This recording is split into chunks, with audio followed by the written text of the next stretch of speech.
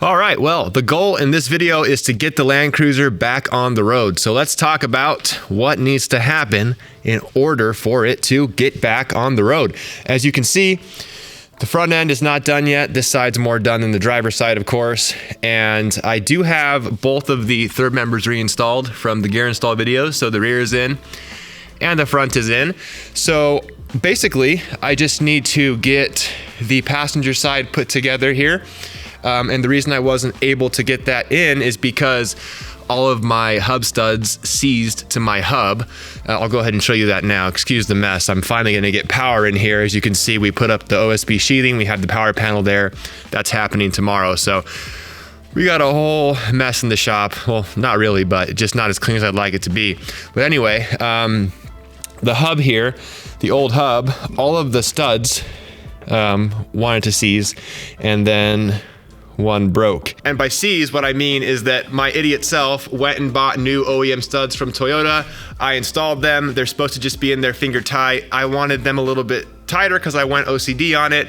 And after I tightened them, I couldn't get them back out. One of the studs broke inside the hub, so I just bought a whole new hub. So let me show you that. So we have the new hub here. This is a factory OEM unit from Front Range Off-Road. They sell these things brand new. And also I bought ARP hub studs this time, so I don't run into that same issue. And we will be tightening these very loosely into the hub itself this time. I've learned my lesson not to go overboard with that. I knew it, I just went OCD because that happens to me sometimes.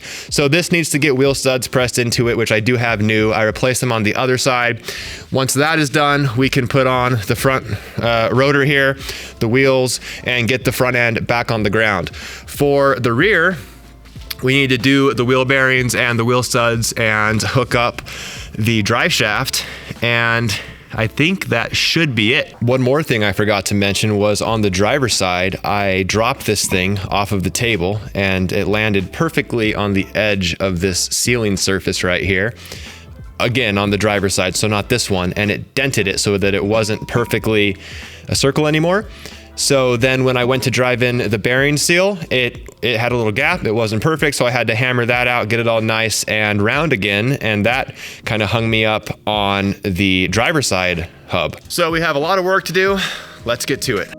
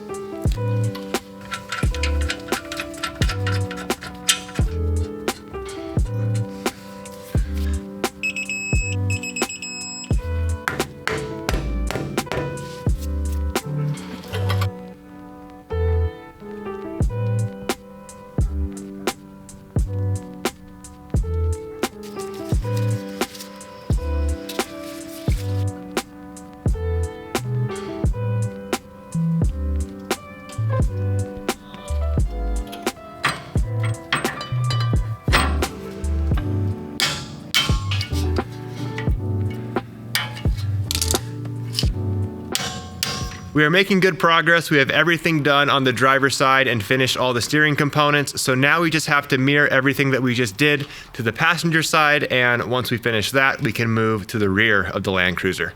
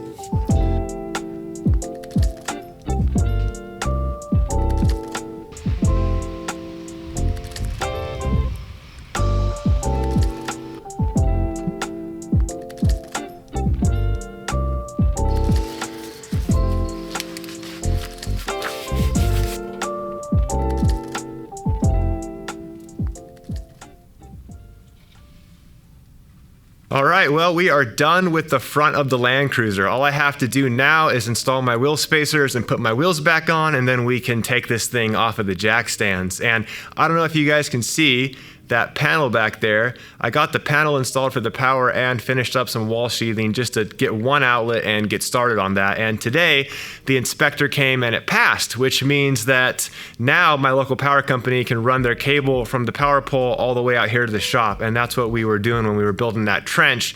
We were laying the conduit in that trench in the last shop build video. So we're finally gonna have power out here very soon, hopefully very soon. So now all I have to do is finish up the rear of the Land Cruiser, but I'm not gonna be able to get to that tonight. So I'll see you guys back in the shop tomorrow morning. It's the next day and it is time to get this thing back on the road. First thing we have to do is put this tire back on. I already did the other side, but once we get this tire on the passenger side, then we have to fill up the front diff with gear oil. And yeah, we'll be done on the front. We can let this thing back down under its own weight, which has been far too long. It'd be nice to see it. Let's take a look at the other side just to remember how the Land Cruiser used to look months and months ago. Oh, it's gonna be nice to drive this thing again. And then once we finish up the front, we'll move to the rear. On the rear, I have to reinstall the drive shaft. As you can see, the drive shaft's just down there hanging, and then fill up the third, which I got installed with gear oil, and then that will be done. And after that, we have to do some work on the rear axles. So you can see here, my axle is disconnected. Now, I'll be honest with you guys, I did plan to replace the wheel bearings, the brake rotor, and the seals and everything else that I did on the front. However, I am tired of spending money, and it's going to cost me like $300 to do that, and I just want to get it back on the road. So we're going to replace the hub studs and some dowel pins and the gasket and just get this tossed back together and get this thing back on the road. And we'll take care of the rear axle refresh in another video. I just don't want to do it right now because, as I think I said it in the last clip, I just don't want to spend the money. I've been hemorrhaging money for this shop. I just bought a lift for this bay right here. I've been working on the power. I just sold my Camaro and then used those funds. It was a kind of a straight across thing, so I didn't lose any money or make any money, to buy a project car for the channel. And I'm just a normal guy with a budget. This channel is always going to be realistic, no matter if it grows or if it stays the same. I want it to feel realistic to people. And right now, realistically to me, spending $300 to finish this rear end when it already works just fine seems like a waste of money, and money I don't want to spend. So we'll take care of that in a later video. As it is right now, we're just going to get this thing back on the road.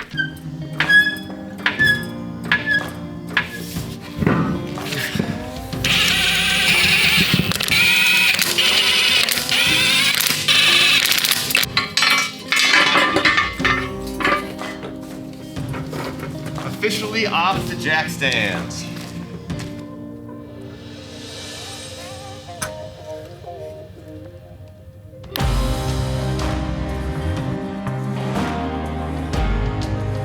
Well, the Land Cruiser is back on the ground, and I feel like I forgot what this thing looked like with wheels on it. It's been on jack stands for months now. I think I started tearing these axles apart in maybe September. I don't even remember, but anyway, it's going to be short-lived. We got to jack this thing back up, pop these wheels and tires off, and start working on the rear axles.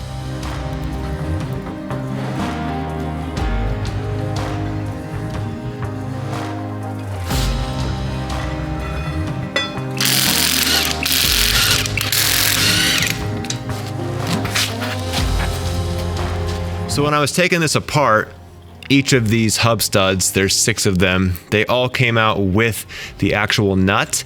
And in order to pop the cone washers out, I had to hit the end of the stud to pop the cone washer out. All of them bent. So they were really stressed, really old, really used. So we're going to replace all 6 of those hub studs. We're going to clean off this gasket mounting surface right here. I have a new paper gasket.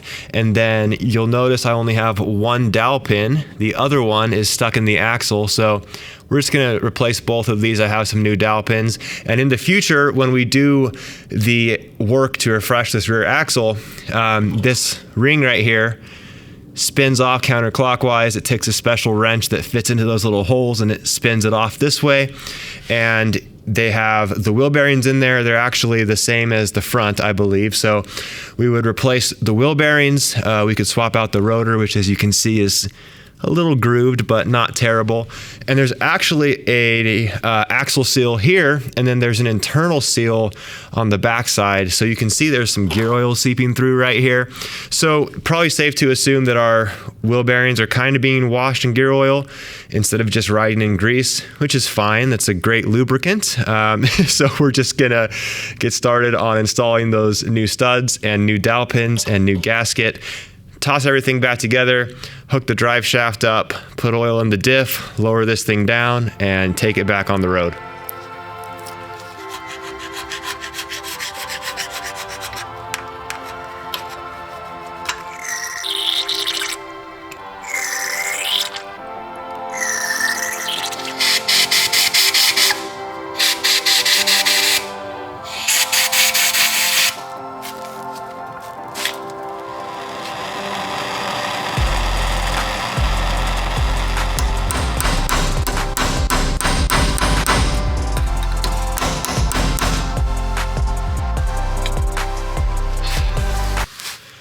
This is a prime example of why I need a welder in this shop. This would have came out in seconds. We would have welded something onto it and pulled it out with a blind hole puller, or maybe just twisted it out or something. But what I ended up doing was I drilled a hole through this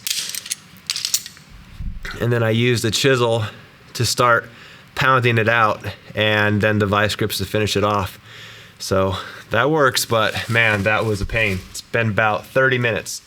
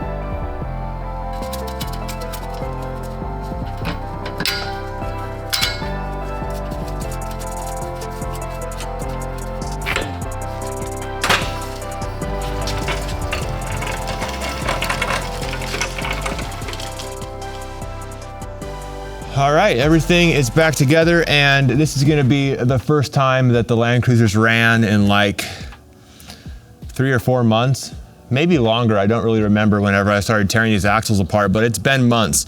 So I'm gonna unplug this coil and just kind of get this thing cranking over to build some oil pressure. I'm sure it'd be fine, but don't wanna risk it. So just hook the battery up now. Make sure there's no sparks or fires. The alarm might start going off here any second. Just smelling for electrical. Not like anything's changed since last time, but just being cautious here. All right, negative terminal's on. I'm gonna start cranking this thing over, and then we'll hook the coil back up and start her up. Should start right up with no issues.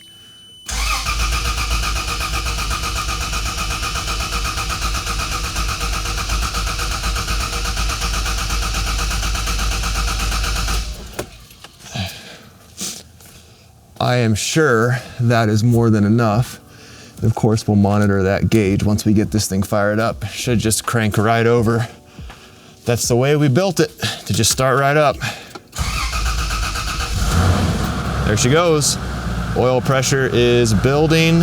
All right, we're good to go. Let's take this thing on a test drive now and see how it goes. See how it goes with those new gears. Okay, we are on the road. I don't remember if my steering wheel was crooked like this before or not. As I said, it's been a long time since I've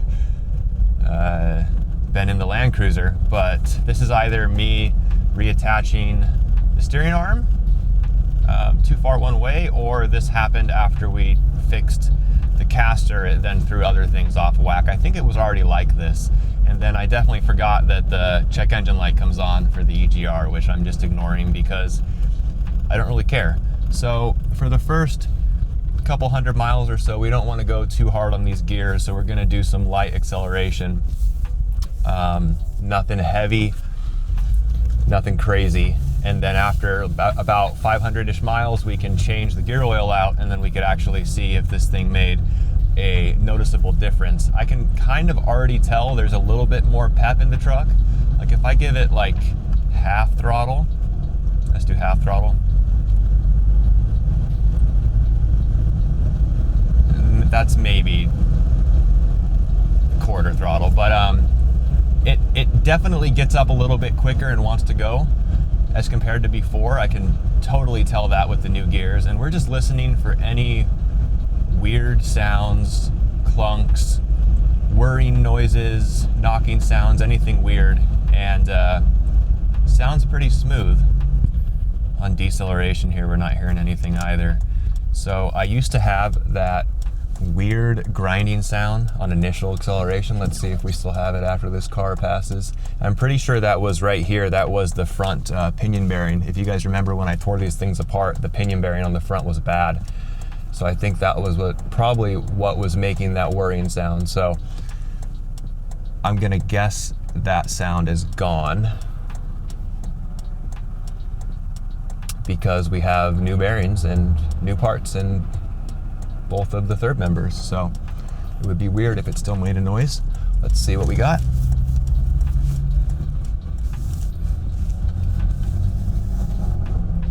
Absolutely no noise at all.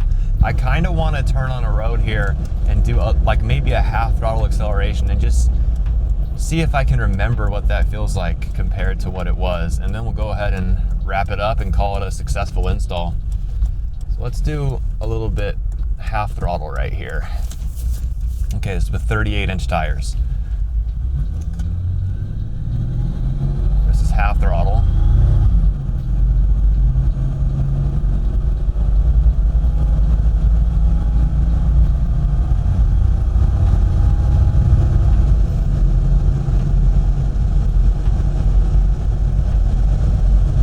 All right, so that's the 0 to 60 on half throttle. And I guess while we're at it, let's go ahead and seat these new brakes with a hard stop.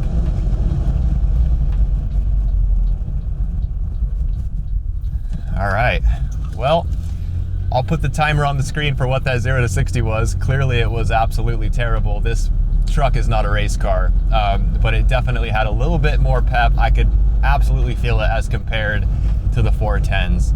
So, I mean, there we have it. Successful gear install. Everything's back together and we are back on the road. All right, let's see if we have any catastrophic issues. Check the rear end first. Not seeing anything weird. Mainly I'm looking for any leaks or something looking off with the drive shaft or maybe the pinion seal shooting or flinging oil anywhere, and I'm not seeing anything. So let's go ahead and check the front.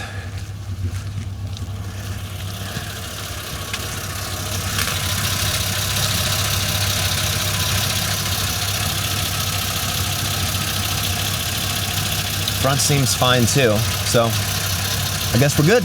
Well, I would call that a successful gear install. I know it's taken a long time, but going through the axles, tearing everything apart, installing the new gears, installing the air lockers, replacing all the bearings, replacing all the seals, all that stuff takes a lot of time, especially when you just get to it on the weekends. So if you guys enjoyed this video, give it a thumbs up, subscribe to the channel if you're not already. We just hit 25,000 subs. I'm trying to go for 50,000 in 2025. So if you guys can help me hit that, that would be great. And I guess I'll catch you guys in the next one. Later.